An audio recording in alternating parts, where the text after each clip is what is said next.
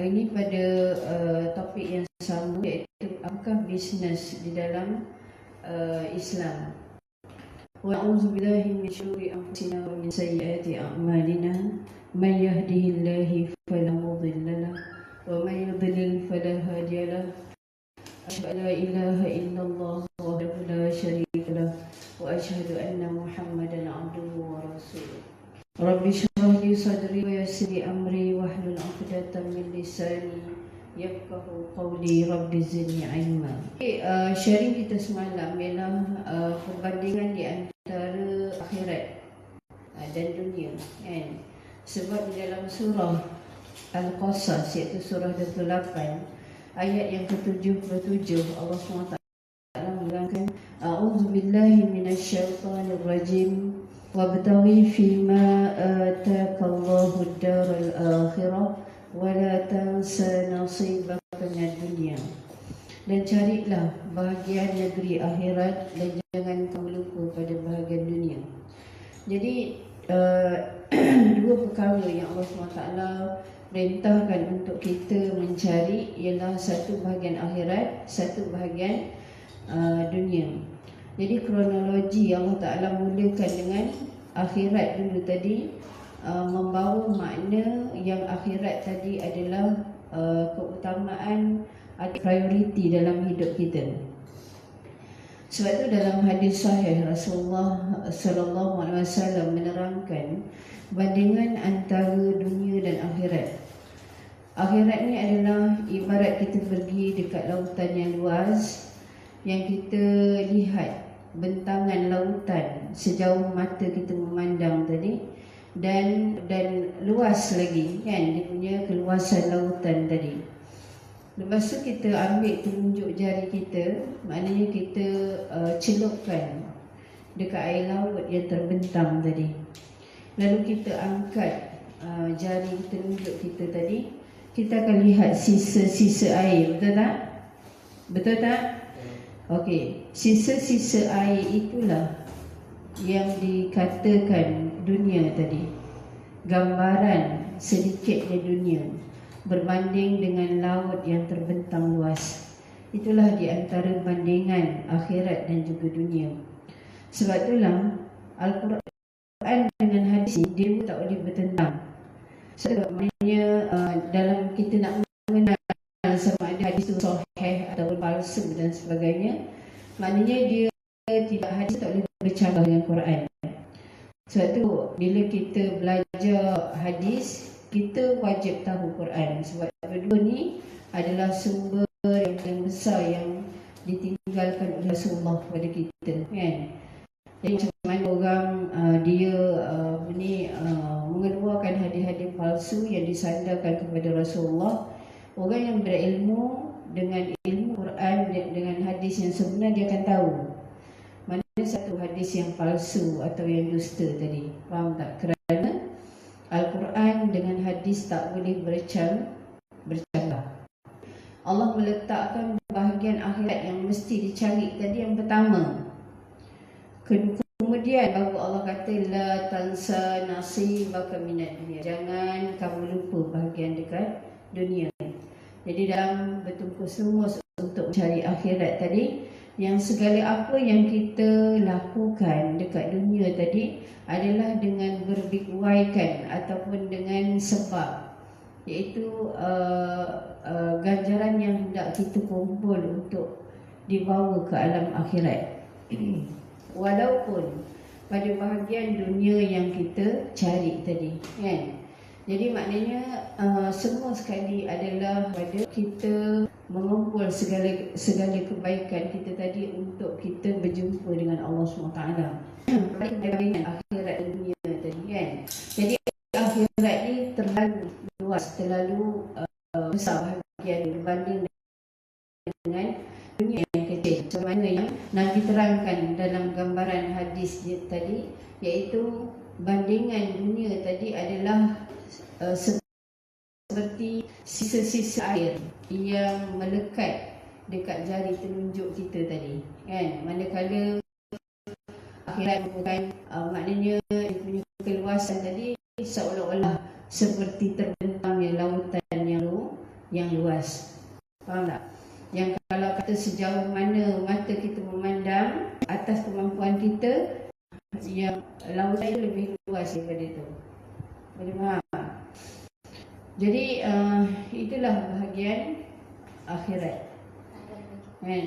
Itulah bahagian akhirat yang luas. Manakala sebab Allah kata cari bahagian akhirat, sikit je Allah kata jangan lupa dunia. Boleh faham? Jadi dunia ni, tetapi kadang-kadang manusia banyak tersasar yang dia lebih melebihkan dunia sehingga akhirnya dengan tanpa ilmu tadi, sama ada dia mengurangkan bahagian akhirat ataupun dia tinggalkan bahagian akhirat langsung. Pengajian kita semalam, kita still membincangkan tentang ayat ni yang Allah kata wabtaghi fima ataakallahu daral akhirah wala tansa nasibaka minad dunya. Allah menerangkan tentang pembahagian bisnes tadi. Yang bisnes tadi dibahagikan kepada dua bahagian, iaitu satu berbisnes dengan Allah, yang kedua bisnes pada penghidupan dunia. Jadi perlu kita sedar, maknanya kedua-dua bisnes ini dia menggunakan modal diri dan modal harta untuk berbisnes dengan Allah dan juga berbisnes dari sudut kelangsungan hidup kita kat dunia yang singkat tadi. Dia tetap bermodalkan diri kita dan bermodalkan dengan harta yang kita ada. Cuma bagaimana dengan berkapitalkan atau bermodalkan diri kita dan bermodalkan dengan harta yang kita ada tadi, yang menyebabkan Allah SWT memberi balasan daripada usaha yang kita lakukan dengan izin Allah tadi, disalurkan untuk bahagian akhirat dan juga dunia. Jadi itu kita kena faham. Orang yang bersyahadah ni, dia tidak dapat lari daripada berbisnes dengan Allah, dan dia tidak boleh meninggalkan bisnes dia pada penghidupan dunia. Faham tak? Ini adalah perkara yang mesti kita faham, dia punya fundamental, dia punya basic dia. Jadi maknanya setiap orang yang bersyahadah, dia tidak boleh lari daripada berbisnes dengan Allah dan berbisnes dalam keadaan tidak melupakan bahagian dunia. Setakat ni faham tak? Faham tidak? Okey. Dia kata faham, kan? Jadi bisnes dengan akhirat, kan? Bisnes dalam mencari bahagian akhirat tadi, berbisnes kita dengan Allah dan berbisnes kita pada kelangsungan hidup, dia perlu capital atau tidak? Soalan dia perlu capital atau modal atau tidak? Modal. Dia perlu modal atau tidak? Apa modal dia, Izwan? Modal dia apa? Ha? Modal dia apa? Modal untuk bisnes lah. Kalau kamu nak jual produk, kamu perlu ada tak modal untuk mulakan? Perlu. Apa modal dia?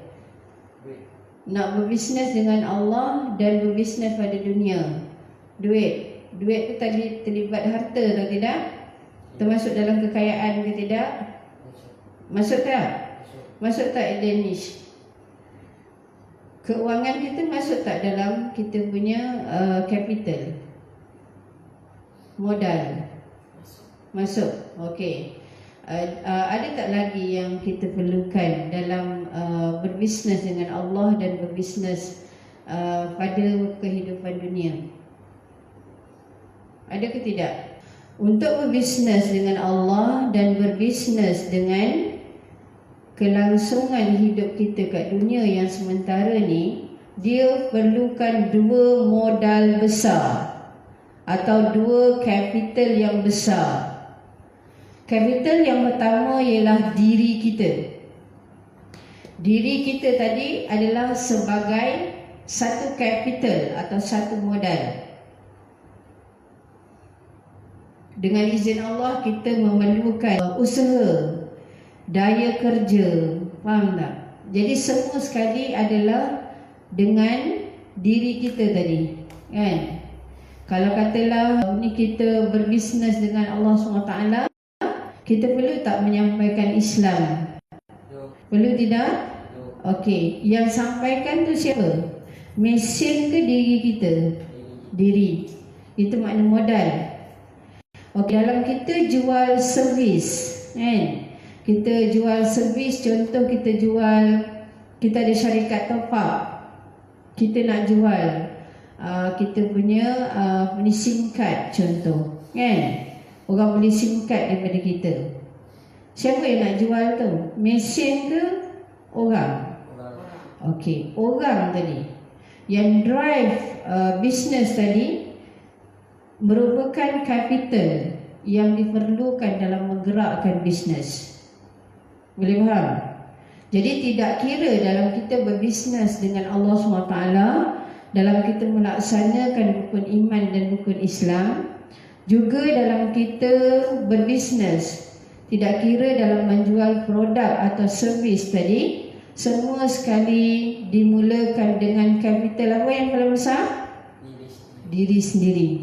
Diri kita tadi merupakan kapital yang paling utama dalam gerakan bisnes dan Allah dan juga bisnes dalam kelangsungan hidup kita yang sementara. Okey, yang kedua apa?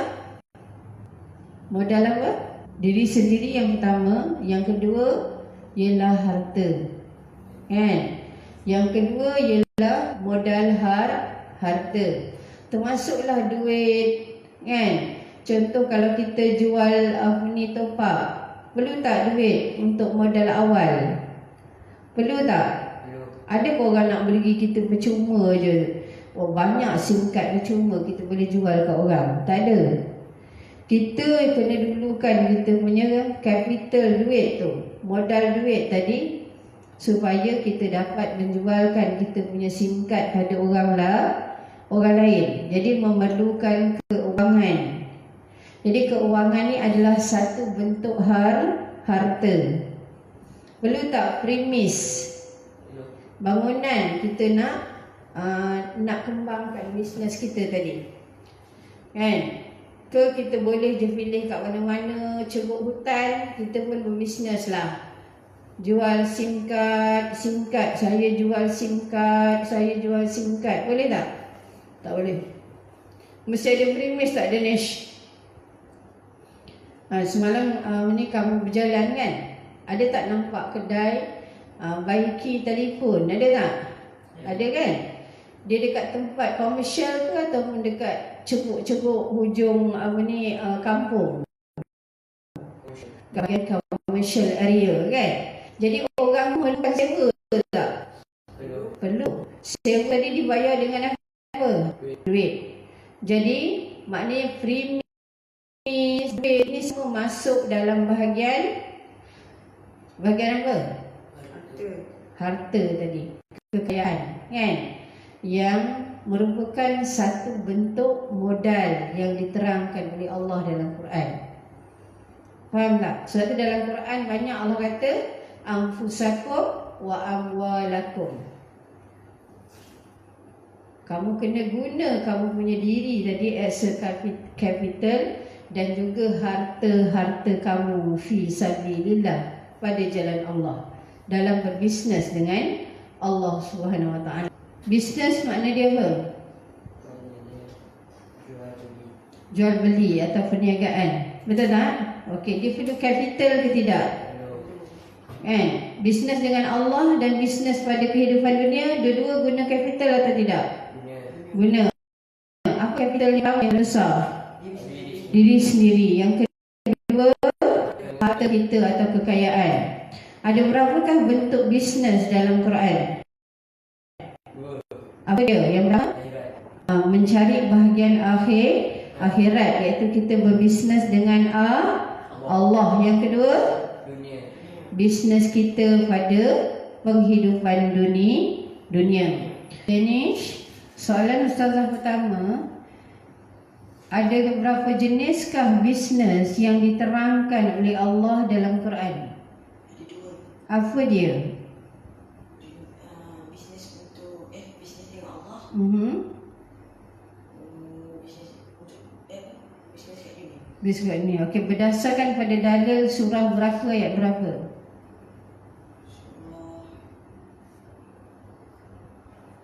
Surah berapa, ayat berapa? Ingat. Maknanya Islam ajar kita tak boleh cakap sesuatu melainkan dengan apa, Izwan? Dalil. Kan? Jadi bila kamu kata bisnes tu ada dua tu, atas sandaran ayat mana atau hadis mana yang kamu pakai?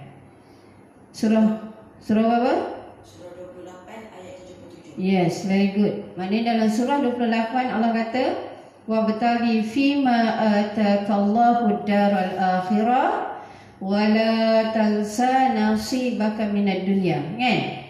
Cari bahagian akhirat. Itu adalah bisnes kita dengan Allah.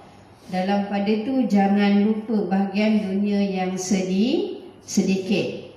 Boleh tak kita mendahulukan dunia tadi lebih besar daripada akhirat? Tak kan?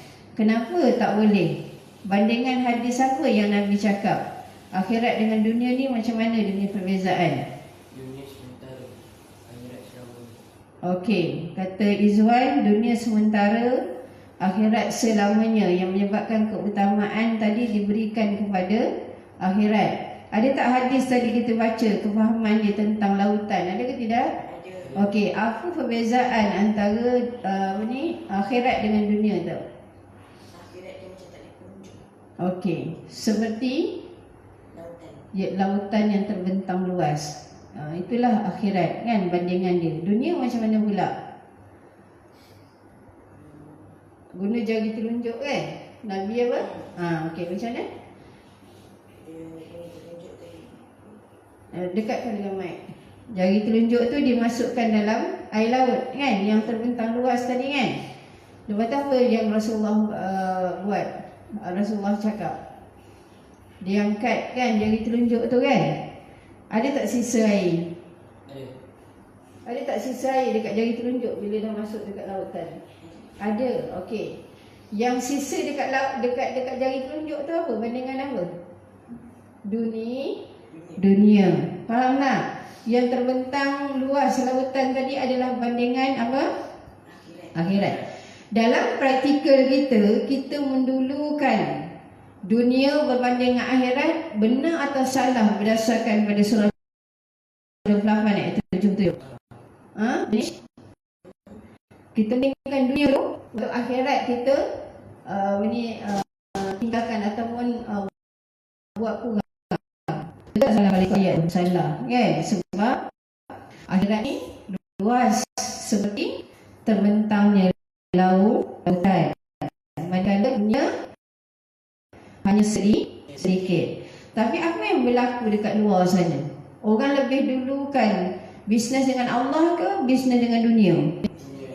Okey, kita tak boleh sikap macam tu. Sebab kita hafal Quran dan kita faham Allah mementingkan kita berikan akhirat dalam keadaan tidak melupakan dunia yang sedikit. Boleh kan? Duduk. Jadi nampaknya itu saja perkongsian saya hari ini. Kita akan terus membincang topik ni untuk kita dan anak-anak bisa faham dalam maknanya mengarungi kehidupan as a businessman or businesswoman kan, dengan cara yang betul kan. Itu saja. Assalamualaikum warahmatullahi wabarakatuh.